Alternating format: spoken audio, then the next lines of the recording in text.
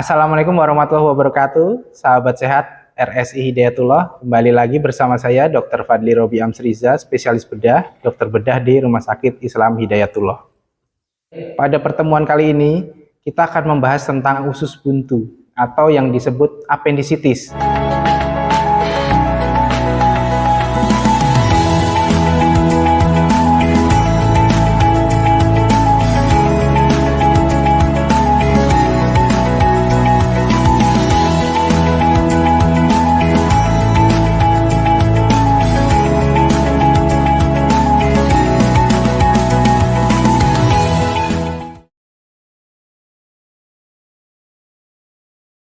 Usus buntu adalah sebuah penyakit yang disebabkan oleh sumbatan yang menyumbat pada organ yang dinamakan appendix. Nah, appendix itu merupakan cabang dari usus besar yang tidak punya aliran ke tempat lain lagi. Jadi hanya satu arah sehingga disebut usus buntu. Itulah yang meradang sehingga kadang-kadang menyebabkan nyeri yang hebat.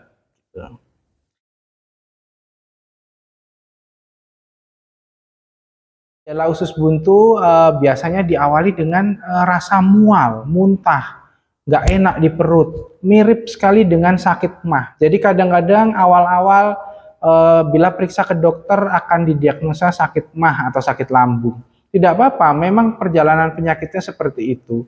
Begitu dengan obat MAH kok tidak sembuh, berarti ada kemungkinan usus buntu. Biasanya pada hari-hari keempat atau kelima, nyeri ulu hati seperti sakit MAH dan mual muntah itu akan berubah gejalanya menjadi nyeri perut kanan bawah. Nah, kalau sudah nyeri perut kanan bawah itu sudah bisa dibilang 75% ini adalah sakit radang usus buntu. Bisa ke rumah sakit sebelum terjadi masalah yang lebih serius karena kita harus melakukan pemeriksaan lebih lanjut.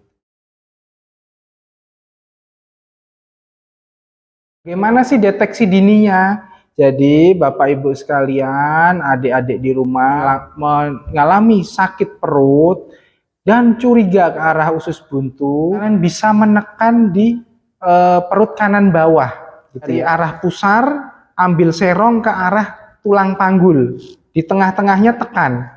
Nah, ditekan agak dalam, tiba-tiba dilepas. Kalau pas dilepas sakit, kemungkinan besar Bapak Ibu sekalian menderita usus buntu. Jika terjadi seperti itu, jangan khawatir, segera periksakan ke fasilitas terdekat atau ke UGD terdekat. Lalu penanganannya apa sih? Nah, ini dia. Jadi penanganan pada usus buntu itu ada dua pendekatan, non-operatif atau yang tidak dioperasi, adalah operatif atau yang dioperasi. Ada penanganan non-operatif, tingkat keberhasilannya sangat rendah. Jadi menurut studi yang telah dilakukan, penelitian-penelitian internasional menyebutkan bahwa penderita usus buntu yang tidak dilakukan operasi, tingkat kesembuhannya di bawah 10%. Jadi ibaratnya apabila ada 10 orang sakit usus buntu, maka yang sembuh hanya 1. Yang lain kemana? Muncul komplikasi. Gitu. Jadi sebaiknya bila ada gejala usus buntu, perlu dilakukan pembedahan sebelum terjadi komplikasi. Usus buntu itu sangat bervariasi, terutama adalah bila usus buntunya pecah. Apabila pecah, radang menyebar ke seluruh perut sehingga badannya demam, perutnya sakit, bahkan sampai dengan mengancam jiwa. Apa yang harus dilakukan bila sudah muncul komplikasi? Tidak ada pilihan, harus operasi dengan pembedahan terbuka yang besar. Kita akan membuat sayatan dari ujung atas perut sampai bawah perut untuk membuka, membersihkan, mengeluarkan kotoran-kotoran yang ada. Selanjutnya ada juga potensi usus buntunya lengket di antara usus-usus yang lain sehingga menyebabkan aliran kotorannya tidak lancar, menyebabkan sumbatan yang disebut namanya ileus. Ileus itu sumbatan pada usus sehingga tidak bisa BAB, tidak bisa kentut, muntah terus. Nah, itu akibat dari usus buntu yang tidak dilakukan penanganan yang tepat. Jadi orang-orang pada zaman dahulu menyalahkan biji-bijian. Jadi jangan makan biji jambu, jangan makan biji cabai. Nah, menurut penelitian hanya 10% biji yang menyebabkan usus buntu. Banyak adalah BAB yang keras. BAB-nya mengeras, membatu sehingga menyumbat usus buntu. Itu yang menyebabkan usus buntu. Biasanya BAB keras disebabkan oleh tidak suka sayur yang pertama. Jadi dietnya kurang serat, rendah serat.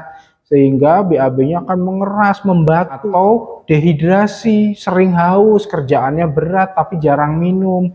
Otomatis tubuh akan menarik cairan dari feses atau dari kotoran, sehingga menyebabkan kotoran tersebut mengeras dan menyumbat ke usus buntu. Oke, demikian pertemuan kali ini.